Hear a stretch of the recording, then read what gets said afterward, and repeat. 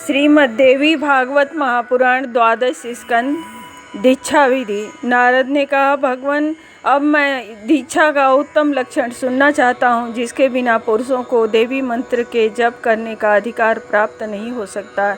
अतएव प्रभु, सामान्य विधि से यह सारा प्रसंग बताने की कृपा कीजिए। भगवान नारायण कहते हैं, नारद पुण्यात्मा, शिष्ट पुरुषों के दीक्षा लेने का विधान कहता हूँ, सुनो, जिससे वे देवता, अग्नि और गुरु की पूजा के अधिकारी हो सकते हैं। परंतु इसमें गुरु और शिष्य दोनों की ही अत्यंत शुद्धि उपेक्षित है। गुरु को चाहिए कि प्रातःकाल का संपूर्ण कृत्य विधिवत संपन्न करके विधि विधान के साथ स्नान और ध्यान, संध्या आदि सभी कृत्य सुचारू रूप से करे। यज्ञ मंडल में पहुंचकर आचमन और प्राणायाम करने के पश्चात गंध और पुष्प से मिश्रित जल को ओम फट इस अस्त्र मंत्र का 7 बार जप करके अभिमंत्रित करे। उसी अभिमंत्रित जल से सभी द्वारों तथा पूजा की सामग्री का पोषण करे। दरवाजे के ऊपरी भाग में एक ओर गणेश की, मध्य में भगवती लक्ष्मी की तथा दूसरी ओर सरस्वती की पूजा करे। द्वार की दक्षिण शाखा में भगवती गंगा और गणेश की तथा वाम शाखा में क्षेत्रपाल और सूर्य तनया यमुना की पूजा करे। देहली पर ओम फट का उच्चारण करके अस्त्र देवता की पूजा करें। सब और ऐसी भावना करें कि वे सब देवी मय ही हैं। इस अस्त्र मंत्र के जप द्वारा देवी विघ्नों का उच्छेद करें तथा पद के आघात से अंतरिक्ष और भूतल के विघ्नों को दूर करें। बाईं शाखा का स्पर्श करते हुए पहले दाहिने पैर रख कर मंडप में प्रवेश करें। भीतर जाकर जल का कलश रख दें। तत्पश्चात सामान्य विधि से वास्तु देवता को अर्घ्य दें।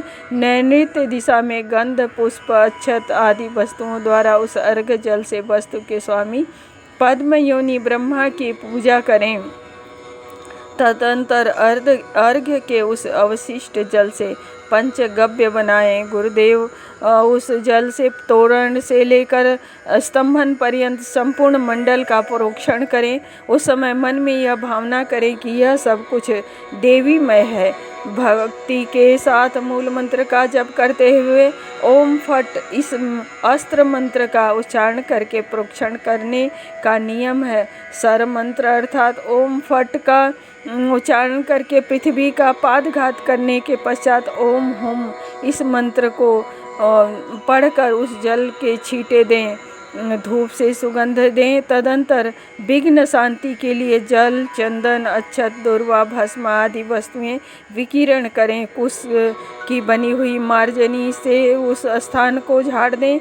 मुने उन द्रव्यों को ईशान दिशा में किसी एक जगह रख दें। इसके बाद पुड़ियाह वाचन करके गरीब और निराश्रितों को संतुष्ट करने का यत्न करें।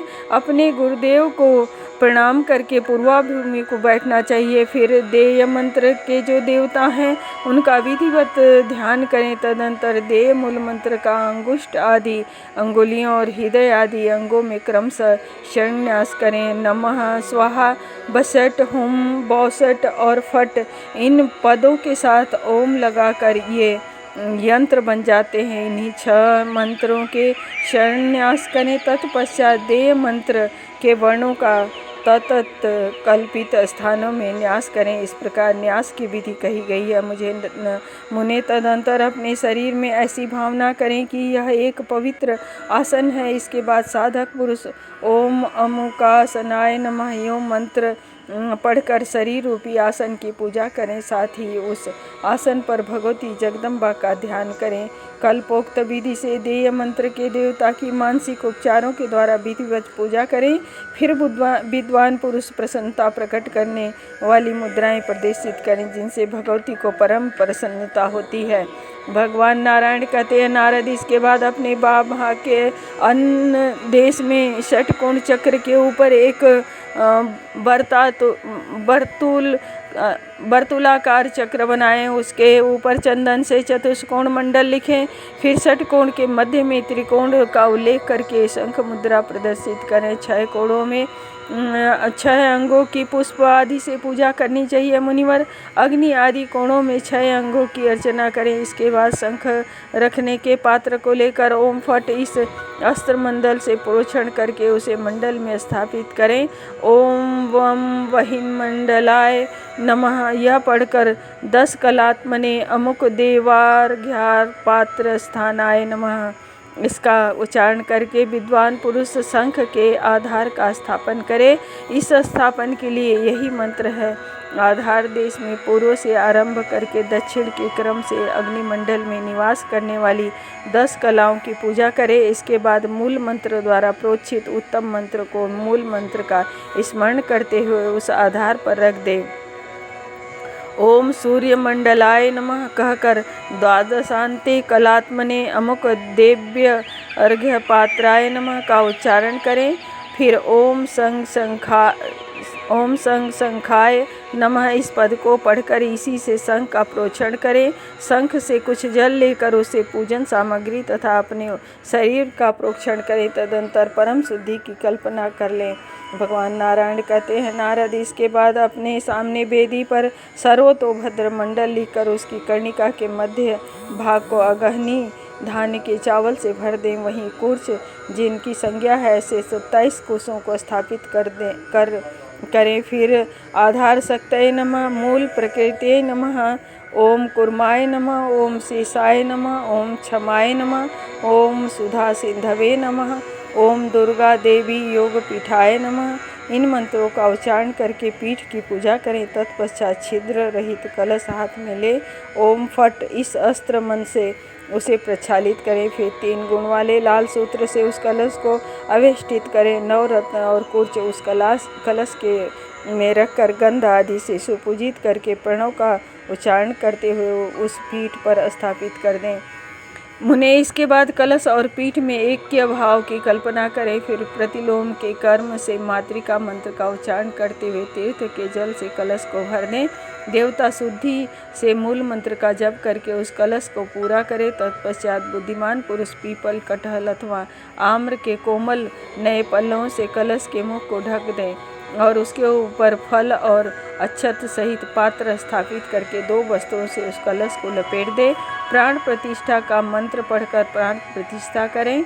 आवाहन आदि मुद्रा से परम आराध्या देवी को प्रसन्न करें। कल्पोत विधि से उन भगवती परमेश्वरी का ध्यान करके उनके आगे स्वागत और कुशल प्रश्न आदि शब्दों का उच्चारण करें। फिर पाद्य अर्घ्य आचमन मधुपर्क और अभ्यंग स्नान आदि देवी को निवेदन करें। फिर 2 वस्त्र अर्पण करें। वे वस्त्र लाल रंग के रेशमी और स्वच्छ होने चाहिए। इसके बाद ऐसी भावना करें कि नाना प्रकार की अकल्पित मणियाँ भगवती को अर्पण कर रहे हैं। तदंतर मनुपूटित वर्णों द्वारा विधिपूर्वक देवी के अंगों में मातृका का न्यास करके चंदन आदि उपचारों से भली भांति पूजा करें। मुने काला अगरू और कर्पूर युक्त गंध, कस्तूरी युक्त केसर, चंदन, कुंद के पुष्प भगवती को अर्पण करें। इसके बाद विद्वान पुरुष अगरू, गुग्गल, उसीर, चंदन, शर्करा और मधु मिश्रित धूप और भगवती को अत्यंत प्रिय अर्पण करें। फिर बहुत से दीपक सेवा में प्रदर्शित करके नैवेद्य प्रदान करें। प्रत्येक द्रव्य में प्रोक्षणी का किंचित जल छोड़ें। प्रोक्षणी के सिवा दूसरा जल नहीं होना चाहिए। इसके बाद अंग पूजा और कपोलोक्त आवरण पूजा करें। तदंतर देवी की सांग पूजा करके विश्वदेव की पूजन करें। दक्षिण दिशा में वेदी बनाकर उस पर अग्नि स्थापन करें। मूर्तिमान देवता का आह्वान करके क्रमशः अर्चन करें। इसके बाद प्रणव पूर्वक व्याहति सहित मूल मंत्र का उच्चारण करें। मुने घृत सहित खीर की 25 बार आहुति देने के पश्चात बेहती मंत्रों से हवन करें। गंध आदि उपचारों से पूजा करके देवी को की उस पीठ पर पधरावें। इसके बाद देवी के सिंहासन की पूजा करें। ओम आधार शक्तये नमः यहाँ से आरंभ करके ओम अमुक देवी योग पीठाय नमः यहाँ तक के मंत्रों को पढ़कर पीठ की पूजा करें। इसके बाद उस पीठ पर परम दयालु भगवान शिव और पार्वती का आवाहन करके गंध आदि उपचारों द्वारा सावधानी के साथ उनकी पूजा करें। उस समय इस प्रकार देवी का ध्यान करें। भगवती पार्वती ऋतु स्नान से निवृत्त होकर भगवान शिव के पास विराज रही हैं। इनके मन में मिलनाकांक्षा जागृत हो गई है। दोनों महानुभाव कुछ हाल विलास करना चाहते हैं। तदंतर एक पात्र में अग्नि लाकर उनके सम्मुख रखें, उसमें क्रव्यादांश परित्याग कर दें। तत्पश्चात पूर्व कथित बीक्षण आदि क्रियाओं से अग्नि का संस्कार करके ओम रम इस बीज मंत्र का उच्चारण करके उस अग्नि में चेतना की योजना करें। फिर 7 बार प्रणव का उच्चारण कर उसका अभिमंत्रण करें। फिर गुरु को चाहिए कि वे अग्नि को धेनु मुद्रा प्रदर्शित करें। ओम फट अस्त्र मंत्र का उच्चारण करके अग्नि को सुरक्षित करने के पश्चात ओम हुम इस कवच मंत्र से अवगुंठन करें। फिर श्रेष्ठ पुरुष अपने घुटनों को पृथ्वी पर टेक कर तार मंत्र का उच्चारण करते हुए चंदन आदि से सुपूजित अग्नि को प्रदक्षिणा के क्रम से कुंड के ऊपर 3 बार घुमाएं। यह अग्नि शिव का बीज स्वरूप है। इस बुद्धि से उस कुंड रूप देवी की योनि में छोड़ दें। फिर भगवती शिव और भगवती जगदम्बिका को भगवान शिव और भगवती जगदम्बिका को आचमन कराएं। इसके बाद चिति पंगल हन हन दह दह पच पच सर्व ज्ञापय स्वाहा इस मंत्र को पढ़कर अग्नि को प्रज्वलित करें। जात वेदा नाम से प्रसिद्ध प्रज्वलित अग्नि को मैं प्रणाम करता हूँ। हुतासन संज्ञ के अग्निदेव सुवर्ण के समान पीत वर्ण निर्मल परम प्रदीप्त और सर्वतोमुख हैं। इस मंत्र से अत्यंत आदर पूर्वक अग्नि की स्तुति करें। इसके बाद श्रेष्ठ आचार्य को वही मंत्र का श्रेणीन्यास करना चाहिए। ओम सहस्त्र शीर्षे हृदयाय नमः। ओम षष्ठी पूर्णाय शीर्षे स्वाहा। ओम उत्तिष्ठ पुरुषाय शिखाय वसट। ओम धूम व्यापिने चाय हुम। ओम सप्तजीवाय नेत्राय वसट। ओम धनुर्धराय अस्त्राय फट। इस प्रकार पूर्व स्थानों में संन्यास करें। नाम अंगन्यास के समय जाति युक्त अर्थात नमः स्वाहा वसट होम बौसट फट इन पदों से युक्त होकर 6 अंगों में न्यास होते हैं। इसके बाद अग्नि का ध्यान करें। ये अग्निदेव हेमवर्ण है, 3 नेत्रों से शोभित होकर कमल के आसन पर विराजमान है। तदंतर मंत्रज्ञ पुरुष वर मुद्रा शक्ति स्वस्ति का भय धारण और परम मंगल प्रदर्शित करके कुंड में मेखला के ऊपर जल के छींटे दे। इसके बाद कुशों से परिस्तरण करे। तत्पश्चात कुंड के चारों ओर परिघ बनावे। अग्नि स्थापन के पूरे त्रिकोण षटकोण अष्टदल कमल और भूपुर सहित यंत्र लिखे अथवा अग्नि स्थापन करके भी लिख ले। मुने उसके मध्य में वही मंत्र से पूजा करे। यह मंत्र इस प्रकार है। ओम वैश्वानरो जात वेदा इहावः लोहिताश्च सर्वकर्मणि साधय स्वाहा। बीच के 6 कोणों में हिरण्या गगना रक्ता कृष्णा सुप्रभा बहुरूपा अतिरिक्ता अग्नि की इन 7 जीवाओं की पूजा करें। दलों में शक्ति और स्वस्ति धारण करने वाली मूर्तियों की पूजा करें अर्थात ओम अग्नये जातवेद से स्वाहा। ओम अग्नये सप्तजीवाय नमः स्वाहा। ओम अग्नये हव्य वाहनाय नमः स्वाहा। ओम अग्नये ओम अग्नये अश्वोदरजाय नमः ओ स्वाहा। ओम अग्नये वैश्वानराय नमः स्वाहा। ओम अग्नये कौमार तेजसे नमः स्वाहा। ओम अग्नये विश्वमुखाय नमः स्वाहा। ओम अग्नये देवमुखाय नमः स्वाहा। इस प्रकार 8 दलों में 8 मूर्तियों की पूजा करें। इसके बाद चारों दिशाओं में वज्रयुंगाव धारण करने वाले लोक कपालों की पूजा करें। भगवान नारायण कहते हैं, मुनिवर घृत को दक्षिण भाग से उठाकर ओम अग्नये स्वाहा से अग्नि के दक्षिण नेत्रों में वाम भाग से उठाकर ओम सोमाय स्वाहा से वाम नेत्र में तथा मध्य में घृत लेकर अग्नि सोमाभ्याम स्वाहा इस मंत्र का उच्चारण करते हुए अग्नि के मध्य नेत्र में हवन करें। फिर दक्षिण भाग से घृत लेकर अग्नि स्वष्टिकृते स्वाहा इस मंत्र के द्वारा अग्नि के मुख में हवन करें।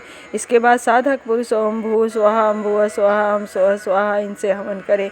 तत्पश्चात पूर्वोक्त अग्नि मंत्र का उच्चारण करके 3 बार आहुति दे। मुने फिर प्रणव मंत्र से गर्भाधान आदि 8 संस्कारों के निमित्त प्रणव का उच्चारण करते हुए घृत की 8 आहुतियाँ दे। गर्भाधान पुष्पवन सीमंतोन्नयन जात कर्म नामकरण नित्य निष्क्रमण अन्नप्राशन और चूड़ा व्रत बंध ये 8 संस्कार हैं।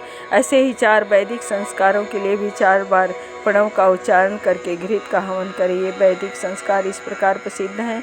महामान्य औपनिषद गोदान और उद्वाहक व्रत। उसके बाद शिव और पार्वती जी के पूजा करके उनका विसर्जन करे। फिर साधक पुरुष अग्नि के उद्देश्य से 5 समिधाओं का हवन करे। तदंतर आवरण देवताओं के लिए भी एक आहुति दे मुने। इसके पश्चात शुक्र में घृत रख कर उसे ढक दे। अपने आसन पर बैठे ही शुरुआत से लेकर उसी घृत से 4 बार हवन करे। यह आहुति अग्नि मंत्र के साथ 62 लगाकर उसी मंत्र का उच्चारण करके तदंतर महागणेश मंत्र से 10 आहुतियाँ दे। पुनः देय मंत्र से देवता के आसन की अग्नि में पूजा करे। साथ ही उन देय मंत्र संबंधों से देवता का ध्यान करे। तत्पश्चात उन देवता के मुख से धूम मूल मंत्र का उच्चारण करके 25 आहुतियाँ दे। मुझ में अग्नि और देय मंत्र संबंधी देवता एकता स्थापित हो जाए, इस भावना से श्रेष्ठ साधक को यह आहुतियाँ अवश्य देनी चाहिए। फिर 6 अंग देवताओं को पृथक पृथक 6 आहुतियाँ दे मुनिवर। इसके बाद अग्नि और देय मंत्र संबंधी देवता की नाड़ियों का एकीकरण करने के लिए 11 आहुतियाँ दे मुनि। एक देवता के उद्देश्य से 1 आहुति यो आवृत क्रमशः 1 आहुति घृत दे। तदंतर कल्पोक्त द्रव्यों द्वारा तिल से देवता के मूल मंत्र का उच्चारण करते हुए 1008 आहुतियाँ दे मुने। इस प्रकार आहुति देने के पश्चात मन में यह भावना करें कि देवी अब मुझ पर प्रसन्न हो गई हैं। ऐसे ही आवृत देवी अग्नि तथा देय मंत्र संबंधी देवता भी प्रसन्न हो गए हैं। तदंतर शिष्य को आचार्य कुंड के पास बुला ले तथा दिव्य दृष्टि से अवलोकन के द्वारा हवन पूर्वक शिष्य के देह में स्थित मार्गों का परिशोधन करें, जिससे शिष्य देवताओं की कृपा का शुद्ध अधिकारी बन सके। भगवान नारायण कहते हैं उन्हें शिष्य के शरीर में क्रमशः 6 अध्वाओं का चिंतन करना चाहिए। पैरों में कलाध्वा का, लिंग में तत्वाध्वा का, नाभि में भुवनाध्वा का, हृदय में वर्णाध्वा का, ललाट में पद्माध्वा का तथा मस्तक में मंत्राध्वा का चिंतन करें।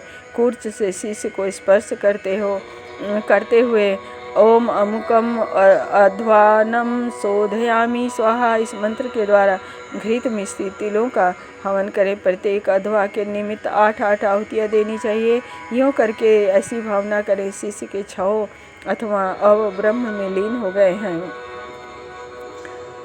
शिष्य के 6 अथवा अब ब्रह्म में लीन हो गए हैं। इसके बाद शिष्य के शरीर में मंत्रोक्त न्यास करने के पश्चात उसे दूसरे मंडल में शांत भाव से बैठ जाने की आज्ञा दे। तदनंतर कलश में रखे हुए पल्लवों को शिष्य के मस्तक पर रख कर मातृका का जप करे। फिर कलश के दिव्य जल से शिष्य को नहाने की आज्ञा दे। स्नान के पश्चात शिष्य को भली भांति सुरक्षित रखने के लिए वर्धनी संज्ञक कलश के जल से अभिषेक करें। इसके बाद शिष्य उठकर 2 नए वस्त्र धारण करे और भस्म आदि लगाकर गुरुदेव के समीप बैठ जाए। तब परम कृपालु गुरुदेव ऐसी भावना करें कि मेरे हृदय से निकलकर भगवती शिवा अभी शिष्य के हृदय में विराज रही हैं। अतः उन दोनों में एक ही भावना से गंध आदि उपचारों के द्वारा उनकी अर्चना करें। तत्पश्चात गुरुदेव अपना हाथ शिष्य के सिर पर रखते हुए उनके दाहिने कान में देवी के महामंत्र का 3 बार उपदेश करे। मुनि अब शिष्य उस मंत्र का 108 बार जप करे। गुरु को देवता स्वरूप मानकर पृथ्वी पर पड़कर उन्हें दंडवत प्रणाम करे, उन्हें अपने को अर्पण कर दे। ऐसी सद्भावना उसके मन में जीवन पर्यंत रहनी चाहिए। तदंतर ऋतिजों को दक्षिणा दे और ब्राह्मणों को भोजन कराए। सौभाग्यवती स्त्रियां, कन्याओं और ब्रह्मचारी को भली भांति भोजन कराए। धर्म में कृपणता न रखकर दीनों, अनाथों और दरिद्रों की सेवा करे। अपने को कृतार्थ समझकर मंत्र का नित्य उपासना करे।